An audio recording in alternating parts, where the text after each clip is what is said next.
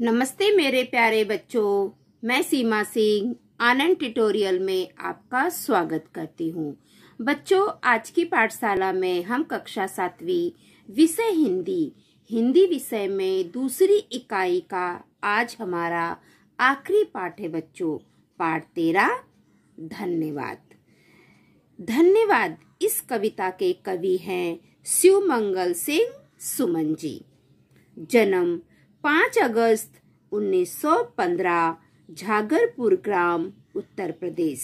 मृत्यु 27 नवंबर 2002।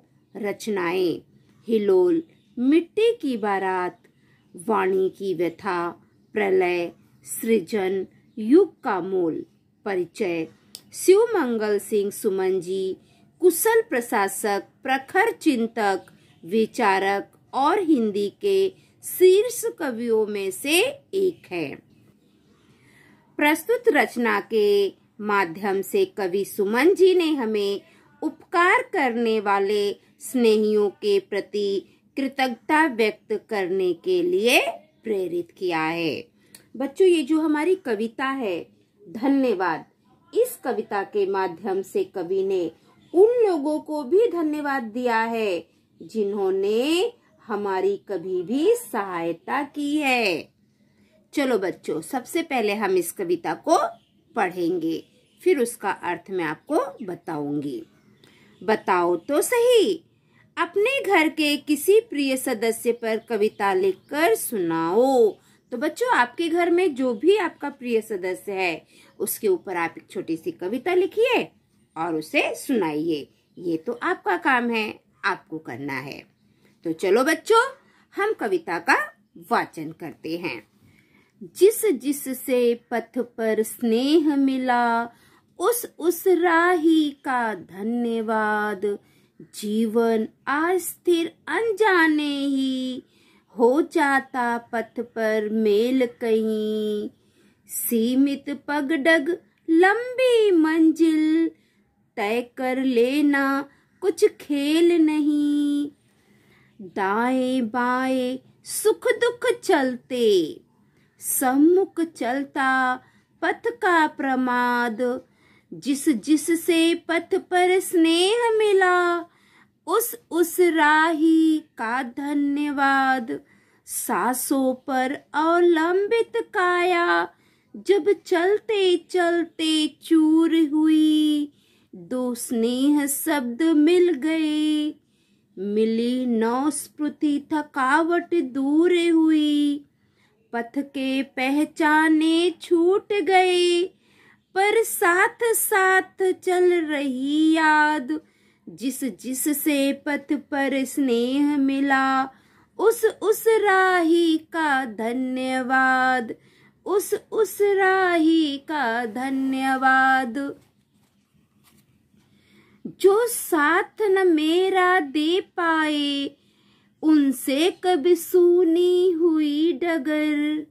मैं भी ना चलूं यदि तो भी क्या, राही मर लेकिन राह अमर। इस पथ पर वे ही चलते हैं, जो चलने का पा गए स्वाद। जिस जिस से पथ पर स्नेह मिला, उस राही का धन्यवाद। कैसे चल पाता यदि ना मिला, होता मुझको आकुल अंतर। कैसे चल पाता यदि मिलते, चिर तृप्ति अमरता पूर्ण पहर। आभारी हूँ मैं उन सब का, दे गए व्यथा का जो प्रसाद। जिस जिस से पथ पर स्नेह मिला, उस राही का धन्यवाद। उस राही का धन्यवाद। बच्चों, हमने ये कविता पढ़ ली है, अब इसके हम अर्थ देखेंगे। जिस जिस से पथ पर स्नेह मिला, उस राही का धन्यवाद। बच्चों, कवि इन पंक्तियों में कहते हैं कि हमें जीवन रूपी पथ पर जिन जिन लोगों का स्नेह मिला है, प्यार मिला है, उन सभी लोगों को हमें धन्यवाद देना चाहिए, उन्हें धन्यवाद कहना चाहिए। जीवन अस्थिर अनजाने ही, हो जाता पथ पर मेल कहीं, सीमित पगडग लंबी मंजिल, तय कर लेना कुछ खेल नहीं। बच्चों, इस पंक्ति में कवि कहते हैं जो मानव जीवन होता है वो अस्थिर होता है। जीवन अस्थिर अनजाने ही कहीं ना कहीं लोगों का मेल पथ पर हो ही जाता है। सीमित पगडग लंबी मंजिल, कवि कहते हैं जो हमारे पग है, डग है, ये सीमित है, पर जो हमारी मंजिल है वो बहुत दूर है। लेकिन वो भी कर लेना कोई खेल नहीं है। कवि के अनुसार लंबी मंजिल को प्राप्त करना कोई आसान खेल नहीं है। दाएं बाएं सुख दुख चलते, सम्मुख चलता पथ का प्रमाद, जिस जिस से पथ पर स्नेह मिला, उस राही का धन्यवाद। बच्चों, इस पंक्ति में कवि कहते हैं हमारे जीवन में कभी सुख कभी दुख ये आते जाते रहते हैं।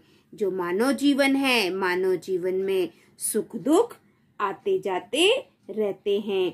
कवि का कहना है मानव जीवन में सुख साथ साथ चलते रहते हैं। कवि कहता है कि जो मानव जीवन है उसमें जो सुख दुख है वो साथ साथ चलते रहता है, तथा मानव के सामने पथ को पार करने की उतावली होती है। कवि कहते हैं कि हमें जीवन रूपी पथ पर जिन जिन लोगों का स्नेह मिला है, प्यार मिला है, उन सभी लोगों को हमें धन्यवाद करना चाहिए, उन सभी लोगों को हमें धन्यवाद देना चाहिए।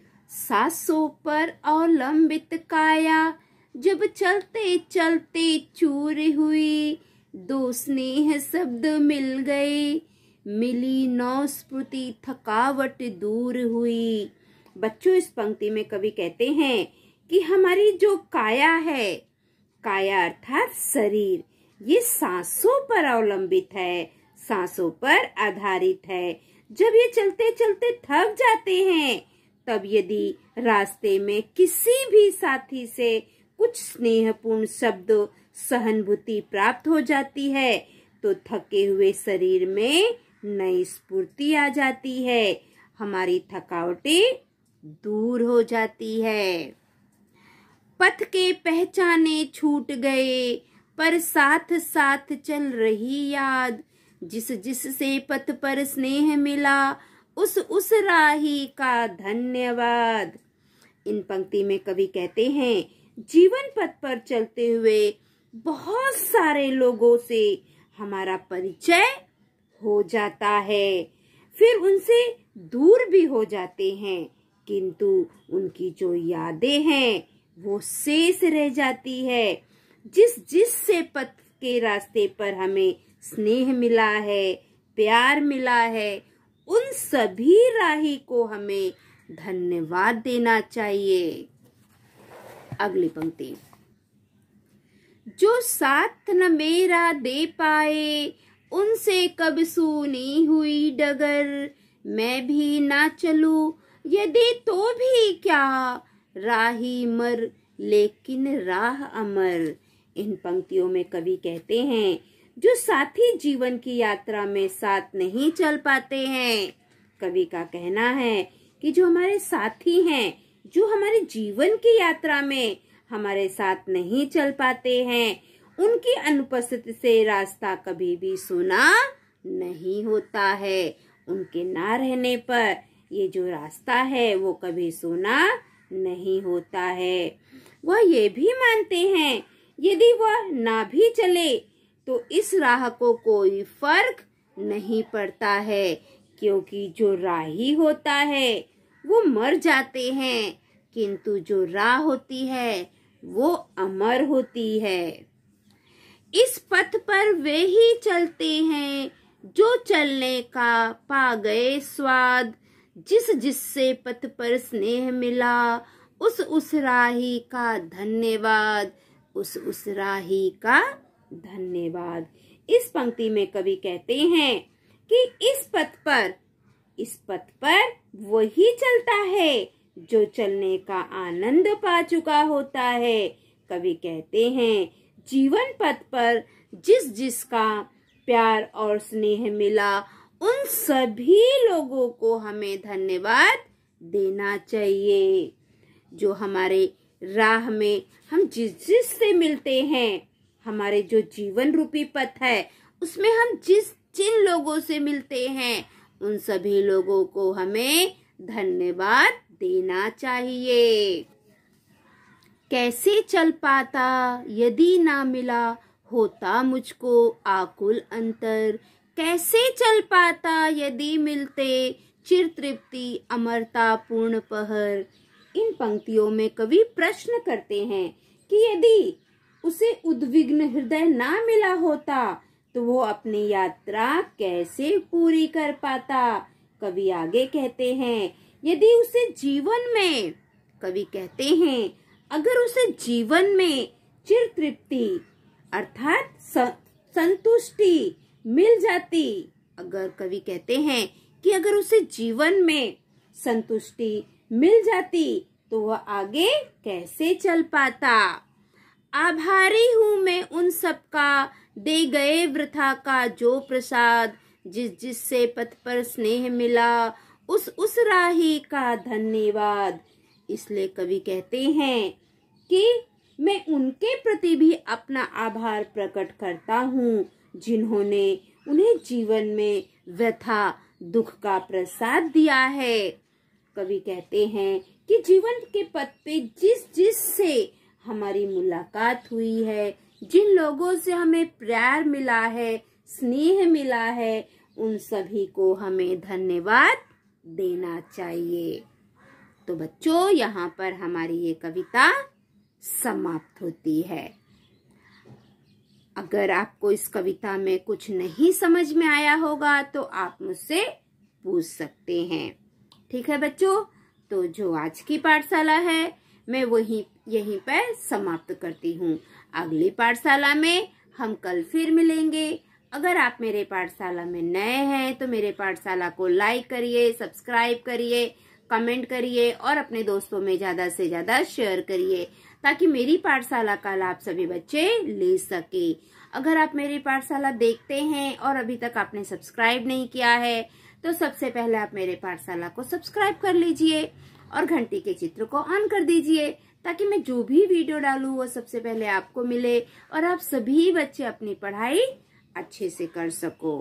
ठीक है बच्चों, तो मैं अगले वीडियो में इसके स्वाध्याय के प्रश्नोत्तर आपको दे दूंगी।